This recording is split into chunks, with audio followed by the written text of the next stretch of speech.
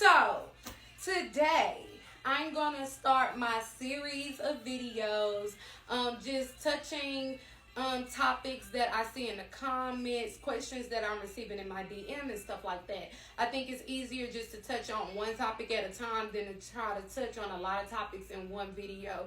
So you have like somewhere specific to come to get the information that you're looking for, and I can direct people to the videos that have the information that they're asking about.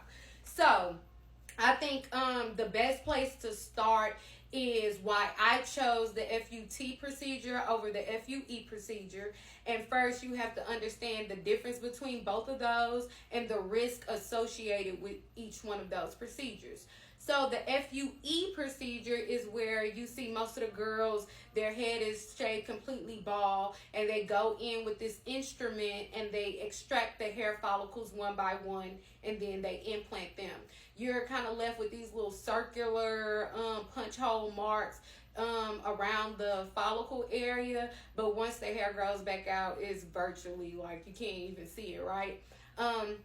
The FUT procedure is where they go in, they shave what's going to be the donor area, they remove the tissue, they stitch you back up, and then they manually separate the hair follicles under a microscope, and then they implant those.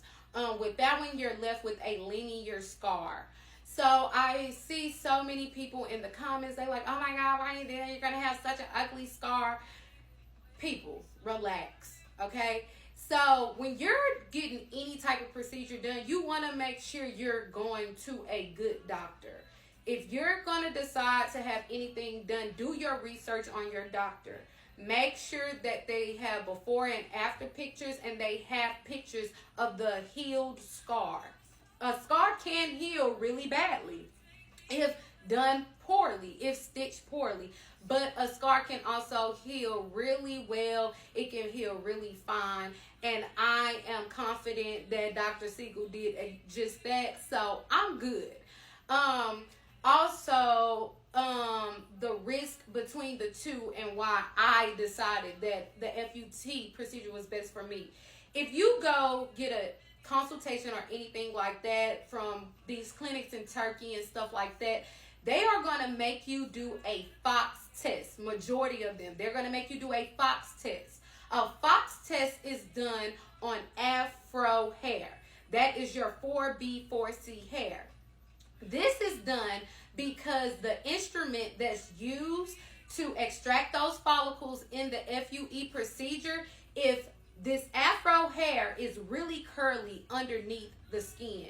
So if they're taking an instrument that's poking a hole straight down and my follicle is curly under here, they're going to damage that follicle if they're just sticking an instrument down.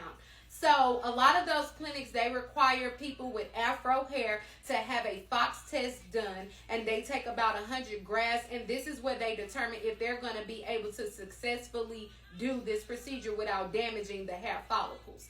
Now for me, just imagine if I book my procedure, I get to Turkey, they do this test, and then they decide that they can't do it because they don't feel like it's going to be successful. Or let's just say I go to a clinic that don't require the test and they do it, and I'm not happy with my results because most of my follicles are damaged so my hair don't grow.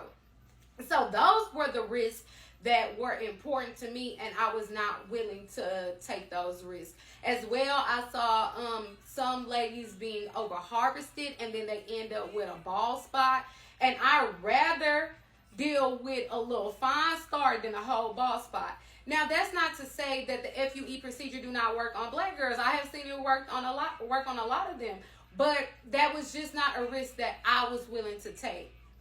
Also, you have to look at lifestyle and preference. That's what it really all boils down to, lifestyle and preference.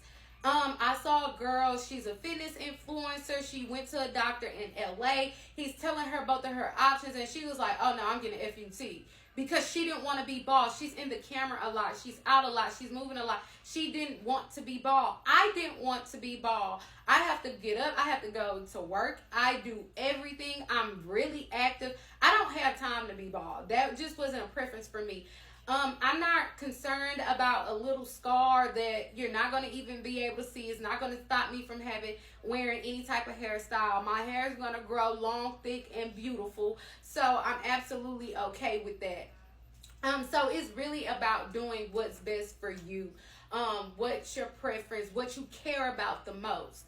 Another thing that I wanted to speak on is how early is it okay to wear a scarf or something on your head? I think people need to understand that there's more than one way to skin a cat. And just because you were given certain instructions don't mean that was the same instructions that I was given. Also, everybody needs to understand a lot of these people are going out of the country, out of the US to Turkey to have this procedure done. Turkish doctors are trained differently from US doctors. So you have to just imagine there's going to be a difference in instructions. There's going to be a difference in how things are done. Is either one of them wrong? We can't say. You just do what your doctor, the doctor that you chose to trust with your hair, you do what they tell you to do. I would never come and tell you you're wrong for following your doctor's instructions. It was absolutely okay for me to wear a loose silk scarf, bandana, baseball cap, as long as it was loose after day 2. So that's what I'm going to follow, and I think that's okay for me. And I just want and the thing is, I don't mind a little tussle because that gives me a chance to solidify myself. That gives me a chance to give the information in a different perspective and just let people know there are different options. It's not just one way. So if I respond to comments, please never think that it's a tussle. Like, it ain't no friction. It ain't no static over here. Like, it's nothing somebody can tell me in these comments that's going to make me feel a certain type of way. I am so excited about my journey. I don't even know what to do. Like, can't nobody take that from me. So, it's never no static. But I just wish y'all would consider that. So I hope this helps somebody decide what's best for them. Remember, you have options. You have out of the country options. You have options in the state. You have an option between which procedure you're gonna do. You have an option for how your post-op life is gonna look. You have options. Explore all of your options and do what's best for you. That's most important. So yeah, I hope this helped somebody, everybody.